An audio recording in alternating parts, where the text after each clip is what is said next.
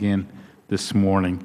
During April, initial unemployment claims surged from 385,000 for the first week to 474,000 for the last week in April. The last time that initial claims were this high was October of last year. This development is extremely unsettling, as we've been expecting continued improvement in the labor market. While the job growth is welcomed, today's employment report, coming on the heels of these troubling initial claims data, is showing some disconcerting signs.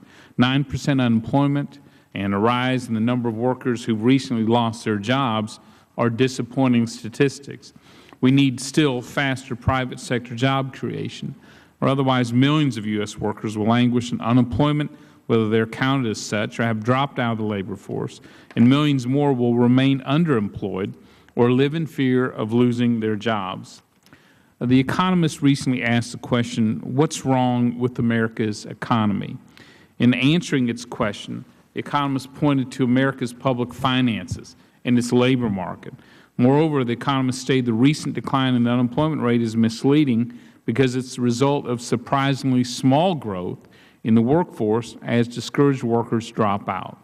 The labor force participation rate remains at the lowest level in more than a quarter century. It's frustrating beyond words to see the excruciatingly slow progress in employment growth, especially while President Obama pursues policies that obstruct economic activity and job creation. The energy manufacturing and services industry in America is a prime example. Under this administration, the energy manufacturing and energy services industry is suffering from the de facto drilling moratorium on vast offshore areas, a molasses-like permitting process, and threats of adverse tax changes that will ship jobs and production overseas. We should be content with poring over these employment numbers month after month and bemoaning the slow progress. Perhaps we can blame it on the weather or China or on American energy, but we know what's causing this growth problem, so let's fix it. Let me show you again, as I did at last month's hearing, the payroll job performance during and after this recession compared with that during and after the other two major post-war recessions. This chart demonstrates how we are underperforming relative to past experience. This is an exceptionally weak recovery. And there is no excuse for the dismal job performance. You cannot explain it by saying the financial crisis caused severe recessions, but then fail to encourage private sector growth by every means possible. Why does the President have an obsession with raising taxes? Why does he persist with his green jobs mantra when the 1% of our energy sector for which wind and solar account clearly cannot revive America's job market? Americans are demanding real solutions. JEC Republicans released one paper in the summer and another in the fall of last year that warned treating the BP Gulf oil spill as simply an environmental disaster would be a mistake. By the time the second paper came out in October, the price of crude oil had just risen above $80 per barrel. These papers explained the importance of continued exploration and development in the fastest growth areas for oil production in the country to help counteract future oil price volatility.